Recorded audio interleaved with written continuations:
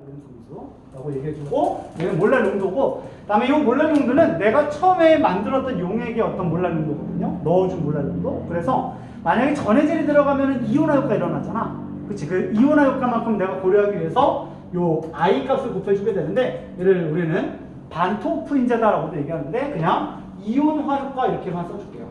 이온화 효과. 정확한 의미는 반토호프 인자다라고 얘기를 해줘요. 그래서 NaCl 같은 경우는 이온화가 일어나잖아. 이 NaCl을 1몰 넣었다. 그러면 Na 플러스 1몰랄, Cl-1 몰랄이니까 2배가 증가한 거잖아. 그러면 I 값은 2 이렇게 잡아주면 되는 거야.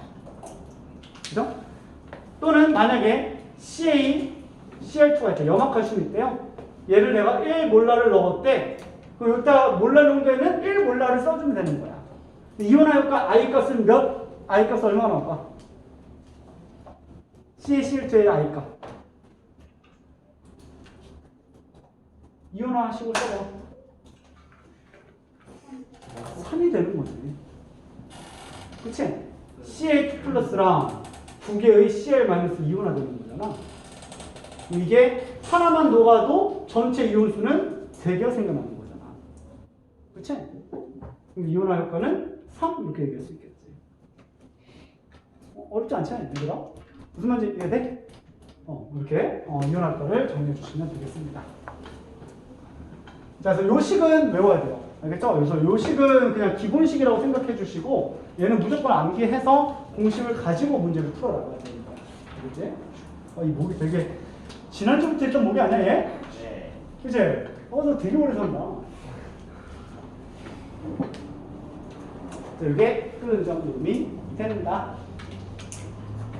자, 어느 점 내리면 갈게요. 자, 3번. 어느 점 내림.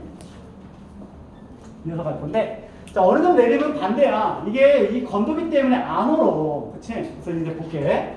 자, 어느 점 내리면 어쨌든 액체, 용매가 어는 거야. 용질이 어는 게 아니죠. 용질이 어는 게 아니라 그 섞여있든 뭐하든 간에 어쨌든 얘가 응고가 일어나는 과정을 얘기하고 있는 거거든. 그치? 이게 언다는 건데. 자, 순수한 용매라고 생각을 해볼게요. 첫 번째. 자, 용매 같은 경우. 자, 용매는 한 종류의 어떤 물 분자만 있는 거야. 그치? 그래서 내가 물 분자를 땡그라미로 그려보자. 땡글, 땡글, 땡글. 이렇게 있는 거야. 그치? 자, 이게 이제 물인데, 물인데 어떤 형태를 좀 벌크하게 그려놓은 건데, 이제부터 얘를 뭐 할 거는 냉각할 거야. 그래서 얘를 냉각. 그죠? 그래서 온도를 낮춰버리겠다는 거야. 자, 그러면 이제부터 이 입자들은 어떻게 되냐면, 온도가 떨어지니까 운동 에너지가 감소한다는 걸 알 수가 있을 거야. 그치? 그래서 얘네들의 운동 에너지가 감소하게 되는 거고, 그러면 우리가 지난 기체 때도 계속 얘기했지만, 온도가 낮아져서 운동 에너지가 감소하면 인력은 증가한다라고 얘기했었거든. 기억나? 그치? 그러면 이제부터 이 입자들이 큰 인력을 가지고 응고가 일어나기 시작을 하는 거야. 자, 그럼 보자. 모여라 꿈동산 이러면서 이제 모이기 시작을 하는 거야. 쭉 이제부터 얘네들이 수축하면서 이제부터 얼려고 다가가고 있었던 거지. 그러다가 계속 냉각 시간을 계속 가져가게 되면 결국엔 여기 있는 입자 하나가 어떻게 되냐면은 얼었다 붙었다라는 거야. 그럼 니들 눈에 이제부터 뭐가 생기냐면은 살얼음이 생겨나는 걸 확인할 수가 있는 거야. 이제부터 얼기 시작한 거죠. 그치? 자, 그러면 이 얼어가는 과정에서 굉장히 얘네들이 안정화됐기 때문에 그 과정에서 응고열이 방출하기 시작을 해요. 응고열 방출. 자, 이제 상태 변화에서 응고열 방출하기 때문에 내가 외부에서 아무리 냉각을 하고 있어도 응고열이 방출되니까 반응기 온도가 일정하게 유지되기 시작을 하는 거야. 그게 1기압일 때 물은 0도씨 시점이다라고 보시면 되는 거예요. 그리고 얘가 또 붙었다 응고열 방출, 또 붙었다 응고열 방출, 붙었다 응고열 방출, 붙었다 응고열 방출. 즉 얘네들 계속 얼어가는 과정에서 얼기 시작전부터 다 얼 때까지 응고열 방출이 계속 일어나고 있기 때문에 내가 아무리 냉각하고 있어도 이 반응계는 일정한 온도를 나타내고 있다는 거지. 괜찮죠? 자, 근데 용액으로 갑시다. 자, 용액은 이제부터 계속 냉각을 할 건데, 자, 냉각해서 어쨌든 간에 달라붙는 건 누구냐면은 물이에요. 그죠? 물에 달라붙는 건데, 문제가 있어. 뭐냐면, 이 건더기들이 이제부터 어는 걸 계속 방해치고 있다는 거야. 이 건더기들이. 그치? 자, 그러면, 이제부터 냉각하면 얘네들의 운동 에너지가 감소합니다. 운동 에너지가 감소하면서 인력이 이제부터 커지기 시작을 할 거야. 그치? 자, 그래서 모여라 꿈동산 들어갈 건데, 자, 이게 똑같은 냉각 시간을 갖는다 하더라도, 영도에 도달했다 하더라도 이 건더기들이 계속 패킹을 방해하는 거야. 그치? 그러니까 이 정도의 어떤 인력을 가지고는 얘네들이 붙을 수가 없다라는 소리예요. 그래서 나는 좀 더 운동 에너지를 낮춰야 되는 거고, 즉 좀 더 냉각을 더 해야 되는 거고, 인력을 좀 더 증가시켜야지만 이 용질 입자들의 어떤 방해를 극복하고 얼기 시작할 수 있다는 거지. 따라와? 그러면 여기서부터 하나가 얼었다라고 하는 순간 이제부터 또 문제가 생겨요. 그럼 응고에 방출하거든? 오케이, 굿. 하지만 얘네들은 이제부터 얼었기 때문에 얼음이지 물이 아니야. 그럼 남아있는 물은 4개밖에 없는 거야. 근데 용질의 입자수는 그대로 있는 거야. 즉, 용도가 진해진 거죠. 그쵸? 그러니까 얘네들은 원래 이 6명을 방해하고 있었는데 2명이 얼음이 됐기 때문에 똑같은 용질수가 4개의 물 분자를 방해하고 있는 거야. 그럼 패킹이 더 안 되는 거야. 그렇지? 그래서 이 인력 가지고는 안 돼. 인력을 더 크게 만들기 위해서 온도가 더 낮아져야 된다는 소리야. 그래서 하나가 띡 붙게 되면 응고를 방출돼. 하지만 이제부터 농도가 더 진해졌기 때문에 인력은 더 큰 힘이 필요하다는 거야. 그래서 온도가 또 내려가고 인력을 또 키워야지만 이게 응고가 일어날 수가 있다는 거죠. 그래서 용액은 한 번 얼기 시작하면 계속 그 반응기 온도가 내려간다는 걸 알 수가 있는 거야. 그래서 그래프를 그려주게 되면 이렇게 얘기할 수가 있겠네. 자, 이제 요 X축이 이제부터 내가 냉각하는 시간이라고 얘기를 할 거고, 그 다음에 이게 이제 온도축이라고 얘기했을 때, 뭐 4도씨에서 시작할까요? 자, 여기가 4도씨라고 얘기합시다. 자, 여기서부터 순수한 용매, 물은요, 자, 1기압 조건에서 쭉 온도가 떨어지다가 0도가 되면, 이게 0도가 되면, 이게 최초로 붙기 시작한다. 그러면서 응고열이 방출되니까 온도가 일정하게 유지되기 시작합니다. 이게 물의 냉각 곡선 이렇게 얘기할 수가 있지. 그런데 수용액 같은 경우에는 4도씨에서 쭉 온도 내려가는데 좀 더 더뎌요. 좀 더 더디고요. 냉각 시간이 길어지는 거죠. 그리고 최초에 이제 얼기 시작한 점이 이 지점이거든요. 그치? 그래서 이게 내가 영하 4도씨라고 얘기할게요. 영하 2도씨. 이렇게 얘기죠.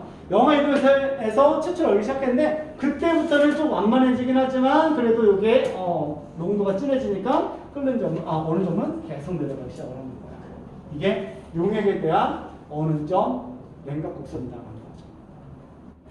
그럼 이때부터 또 농도가 변하는 거니까 우리는 요 처음에 0도씨랑 이 최초로 얼기 시작한 시점, 요 시점이 요 2도씨를 이제 우리는 어느 점 내립니다라고 얘기를 해주게 됩니다. 그리고 공식은 심플하게 얘랑 똑같습니다.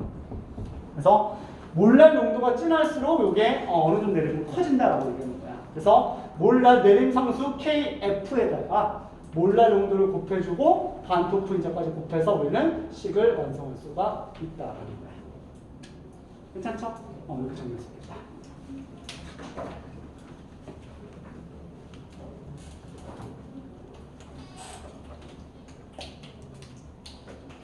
자, 이렇게 좀 잡아봤는데, 자, 이제 이 KB랑 KF는요, 뭐에 따라 결정나냐면, 얘는 상수야. 상수인데, 이 상수값은 얘도 마찬가지지만, 얘는 뭐에 따라 결정되는 값이냐면, 다 실험을 해서 나왔거든요. 그 실험이 뭐냐면, 용매의 종류에 따라 결정되는 거야. 그래서 소금물이든 설탕물이든 용매가 물이잖아. 그럼 KB는 똑같다는 거야. KF도 똑같다는 거지. 그치? 용매의 종류가 같으면, K 값은 같다라고 보시면 돼요. 그래서 얘는 용매의 종류와 관련이 있다. 라는 거를 기억하면 되겠습니다. 용매 종류.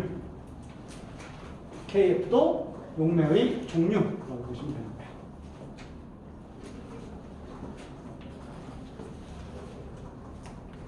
오케이. 자, 이렇게 물에 대해서 그냥 상식선에서 얘기를 할게요. 자, 그래서 만약에 H2라면, 물이라면, KB 값이 얼마 정도 나오냐면, 얘가 0.86 정도 나와요. 0.86도씨 퍼 몰랄 농도 이렇게 얘기해줘요. 0.5. 0.52. 그 다음에 KF 값, 요게 이제 얼마냐면, KF 값이 얘가 농도가 1.86이야. 이게 무슨 의미가 있냐면 이런 의미다. 내가 건더기를 얘들아 1몰랄 농도를 만들잖아. 그치? 1몰랄 농도 만들면 끓는 점은 0.52도 올라간다는 소리예요. 1몰랄 농도 넣으면 0.52도 올라간다. 그 다음에 1몰랄 농도 넣으면 어느 점은 1.86도나 떨어진다는 걸 얘기하고 있는 거야. 자, 그럼 어떤 효과가 더 크니 얘들아? 어느 점 내면 훨씬 커. 그치? 그래서 실제로 우리가 제설제 같은 거 만들려고 용지를 집어넣잖아 얘들아. 그러면 용지를 집어넣었을 때 어느 점이 확 떨어지거든 얘들아. 확 떨어지기 때문에 실제로 한 영하 뭐 6도, 7도, 8도에서도 이게 얼지 않게끔 만들 수가 있거든 얘들아. 근데 끓는 점 오름은 끼케야 1몰랄 정도 넣어도 0.52도밖에 안 올라가. 100.52도가 된다는 소리야. 그치? 그럼 거의 안 올라가잖아. 그래서 너네들 혹시 라면 끓일 때 스프를 먼저 넣고 끓이면, 그치? 이게 끓는 점이 올라가가지고 온도가 높아지기 때문에 라면이 꼬들꼬들하게 맛있게 끓여진다 이런 말 들어본 적 있어? 네. 절대로 아니라는 소리예요. 이론적으로는 가능해요. 근데 내가 해봤거든? 해봤더니 내가 집에 사는 게 지금 17층이야. 17층이다 보니까 대기압이 떨어져 있어. 대기압이 떨어져 있어가지고 압력이 작으니까 100도 이전에 끓어요. 끓는 점을 보니까 이게 몇 도에서 끓더라? 89도가 여기서 끓기 시작하더라고. 그래서 내가 건더기에 놓고 확인해 봤더니 90도 나와요. 1도 정도 올라가더라고. 1도 차이 때문에 면발이 쫄깃해진다는 건 말이 안 되는 거죠. 그치? 이거는 맛이 똑같다고 보시면 돼요.